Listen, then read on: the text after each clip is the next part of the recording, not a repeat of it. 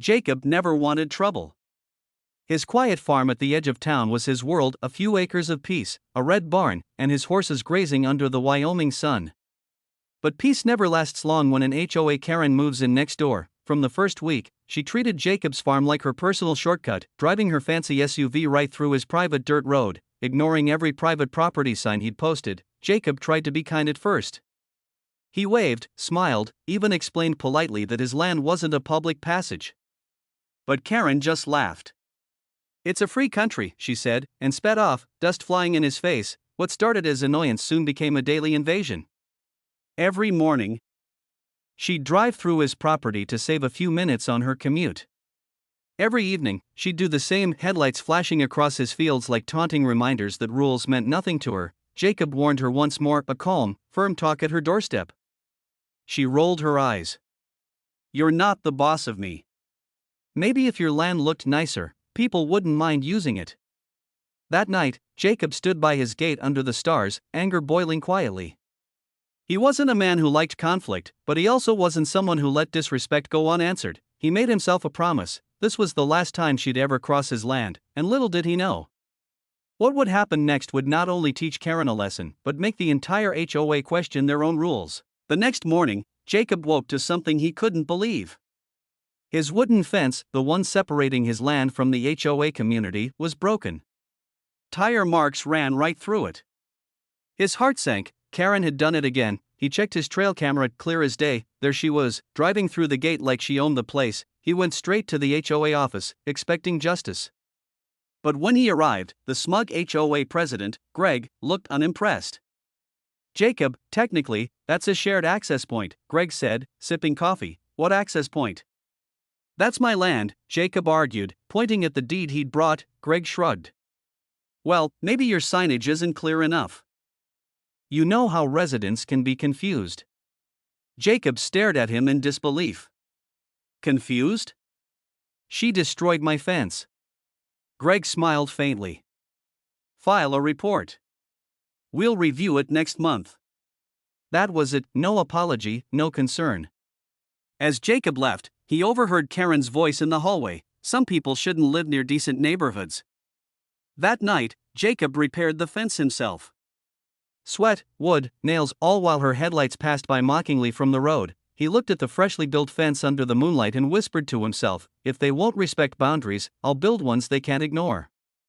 And that was the moment Jacob's quiet patience started turning into something far stronger and far smarter. Jacob wasn't a man of revenge, but he was a man of reason. He visited the county office, filed the necessary land documentation again, and met the local sheriff. "So you're telling me," the sheriff said, reading through papers, "that they're using your private property as a shortcut?" Jacob nodded. "And breaking fences doing it." The sheriff whistled softly. "Well, you've got every right to stop that." "You want a suggestion?" Jacob raised an eyebrow. "Go ahead. Put up a proper gate with a lock. Post new signage. Record everything. Once you've got evidence, we'll handle it legally." That advice changed everything. Jacob spent the weekend building a sturdy iron gate, no easy task for one man. But determination fuels strength. He installed cameras on the posts, clearly visible, with signs that read, "Private property, trespassers will be fined." Karen saw it that evening and laughed. "Nice decoration," she shouted from her SUV. "You really think that'll stop me?" Jacob didn't answer. He just smiled. The next morning, when she arrived and found the gate locked, she leaned on her horn for minutes, then reversed furiously and sped off. For the first time in weeks, Jacob felt peace again. But he didn't know that peace would only last until HOA President Greg called him that afternoon and said something that would ignite the biggest showdown the town had ever seen. Greg's tone over the phone was sharp. "Jacob, we've had complaints about you blocking community access." "Community access?" Jacob repeated. "That's my private property, Greg." "Well," Greg said coldly, "the HOA board has decided that your new gate violates community aesthetics. You'll need to remove it within 7 days." Jacob almost laughed. "You're telling me I can't protect my own land because it doesn't look pretty?" "Exactly. Or we'll fine you $200 per day." He hung up, leaving Jacob speechless. It was absurd and unfair. But instead of arguing, Jacob smiled to himself. If they want to play by the book, he whispered, I'll bring a bigger book. He called his lawyer. A calm woman named Clara who had seen too many HOAs cross too many lines. She reviewed everything. They're bluffing, she said. They don't own that road. You do. Let them push, then we push back. The next morning, Jacob found a letter taped to his gate, an official HOA warning, signed by Greg himself. Karen's SUV was parked nearby, her window half down, smirk on her face. Told you, she said. You can't win against the HOA. Jacob smiled faintly. Watch me. He went inside, printed out a county map, and circled the boundary lines, ready to prove, once and for all, who really owned the road. But before the week ended, something unexpected happened, and it came with flashing lights and the sound of an engine struggling in the mud. It was Saturday morning when it happened. Jacob was feeding his horses when he heard a familiar rumble, Karen's SUV again, this time forcing through the side of his fence, tires sinking into the wet ground. She got stuck halfway across his field. Mud splattered, her wheels spinning helplessly. Jacob sighed, grabbed his phone, and recorded everything. He called the sheriff. Within minutes, a tow truck arrived, lights flashing in the morning sun. Karen jumped out, furious. You can't do this. I pay HOA fees. This road is public. The sheriff looked at her calmly. Ma'am, this land is private. You're trespassing. Karen turned red. I'll call the HOA. Go ahead, Jacob said. Tell them to bring a check for the damages while you're at it.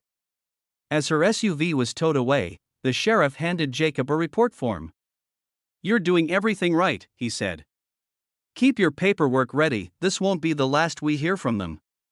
Jacob nodded, watching the tow truck disappear down the road, Karen yelling from the passenger seat of Greg's car that had come to pick her up. But what neither of them knew was that Jacob had already submitted his land footage to the local news, and by Monday morning, the entire town would be talking about it. By sunrise Monday, Jacob's phone wouldn't stop ringing.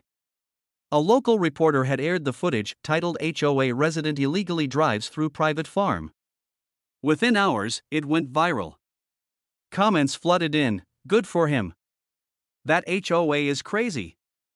Karen's name spread fast. Greg tried to suppress the story, but it was too late. HOA members demanded an emergency meeting. You've embarrassed us all. One shouted at Greg. Meanwhile, Jacob's lawyer Clara filed an official trespassing claim with video, photos, and timestamps. The sheriff confirmed it. Karen would be fined for property damage and trespassing. Jacob didn't gloat. He just went back to tending his fields. Peace returned, carried by the morning breeze, until one final letter arrived in his mailbox. It wasn't from the HOA. It was from Karen. A short note, you didn't have to humiliate me like that. I was just trying to save time. Jacob read it twice, sighed, and placed it under a small rock near the fence she once broke. Maybe this will finally make her slow down, he murmured, but the story wasn't quite over yet because the HOA, desperate to save its image, made one last move that shocked the whole neighborhood. A week later, Jacob received an envelope marked urgent. Inside was an official HOA letter, not a warning, not a fine. An apology. Dear Mr. Jacob, after reviewing the legal and community records, the HOA acknowledges your property rights and apologizes for any inconvenience caused. At the next community meeting, Greg stood nervously at the podium. We'd like to formally resolve all disputes, he said, avoiding Jacob's eyes. Karen sat quietly at the back, arms crossed, face pale. Jacob approached the microphone. All I ever wanted was respect, not conflict. Maybe next time, instead of breaking fences, we can try building understanding. The room fell silent. A few people even clapped. Later, as he walked back home through his peaceful fields, the sunset painted the sky orange and gold. The fence stood strong, his gate gleamed under the light, and the air finally felt calm again. Sometimes justice doesn't come from anger, it comes from patience, persistence, and proof. Jacob smiled to himself, hearing the soft rustle of wind across the grass. He'd stood his ground and won, the right way, and that was the final twist in this unbelievable HOA story. If you love the drama, don't forget to like, subscribe, and drop a comment sharing your thoughts. It really helps this channel grow.